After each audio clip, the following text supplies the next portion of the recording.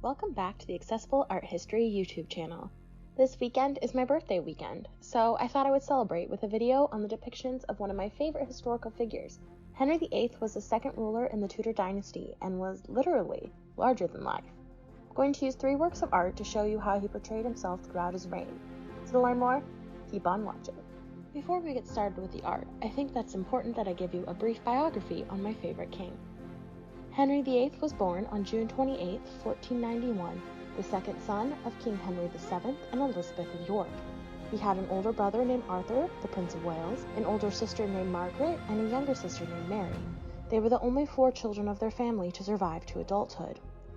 Sadly, in 1502, Arthur died soon after his wedding, possibly of the sweating sickness.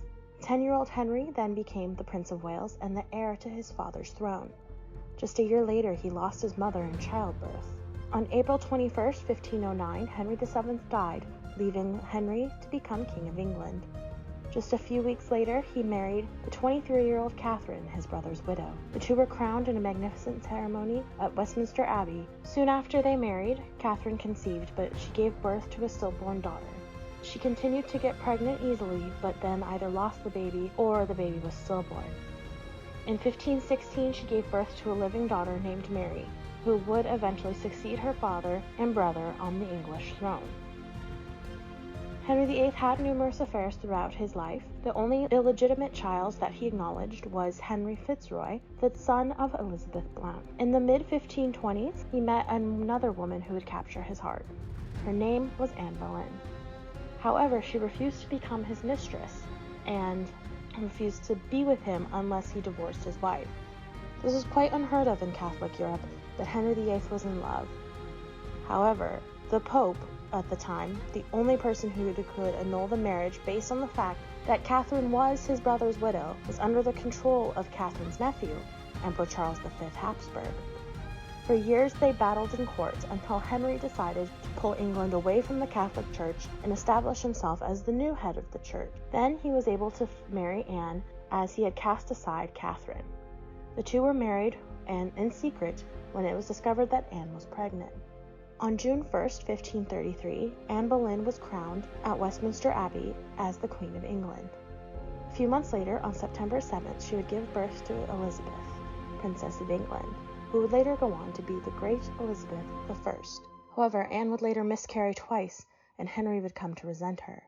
Knowing how long it had taken him to divorce Catherine, he had trumped-up charges brought up against Anne, and she was executed on May 19, 1536. That same day, he became engaged to his third wife, Jane Seymour. The two married a few weeks later. She would eventually give birth to his only living son, Edward, on October 12, 1537. She died in childbed fever a few months later. The last 3 marriages of Henry came in fairly quick succession after he mourned for a few years. First was Anne of Cleves, a German noblewoman that strengthened his connection to Protestant Europe. However, he found her ugly and divorced her within 6 months. His 5th wife was the first cousin to Anne Boleyn, Catherine Howard. Unfortunately, she was less than half his age and soon began an affair. She was executed on February 13, 1542. Henry's last wife, Catherine Parr, outlived him. Today, Henry is known for marrying 6 different women and the dissolution of the monasteries as part of bringing England to its new own church. He's a fascinating figure, and I hope you'll see that through these next 3 artworks. This work is perhaps the one that most people associate with Henry VIII.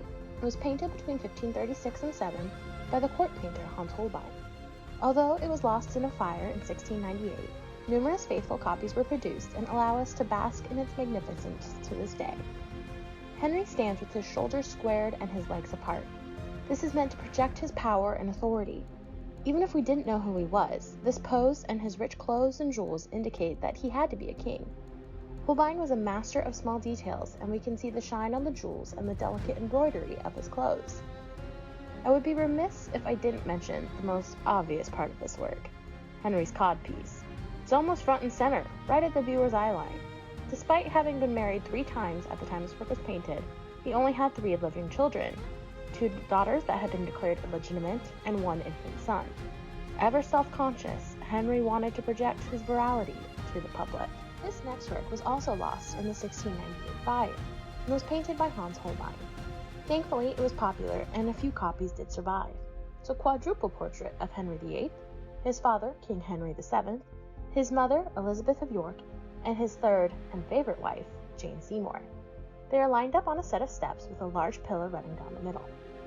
The most important thing that this was meant to highlight was Henry's claim to the throne. He was only the second ruler of the Tudor dynasty, and because his father had won the crown, their position was a bit wary. There were few noblemen that did have a stronger blood claim to the throne, so Henry commissioned Holbein to create this grand portrait. It's meant to show his legitimacy and that he was a member of a long line of rulers. His father was a descendant of Edward III through a line that was only legitimized later, a bit tenuous. His mother, on the other hand, was a daughter of Edward IV, sister to Edward V, and niece to Richard III.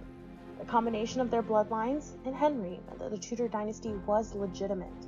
By adding Jane Seymour, Henry also wanted to show that he would continue this line with his own children. One of Henry's crowning achievements was the summit of the Field of Cloth of Gold. In 1520, he and the King of France, Francis I, met in a neutral territory outside of Calais. It was a massive display of wealth, pomp, and circumstance. The two kings showed off their courts, treasures, and power. It was also a way to form an alliance against the all-powerful Emperor Charles V Habsburg. 25 years later, Henry commissioned this work to relive the glory. It shows the viewer the absolutely massive scale of the event, and it brings it to life. Quickly, we can find Henry. He's on the left-hand side and larger than the other surrounding figures. This is called hierarchy of scale, and it's a technique that's been used since ancient times to denote a person's importance. The larger the figure, the more important they are. The same year that this work was created, Henry embarked on his last campaign to capture Bologna. He had always aspired to be like his predecessor, the warrior King Henry V. He had likely had this piece commissioned to remind his people that he was a strong, powerful leader.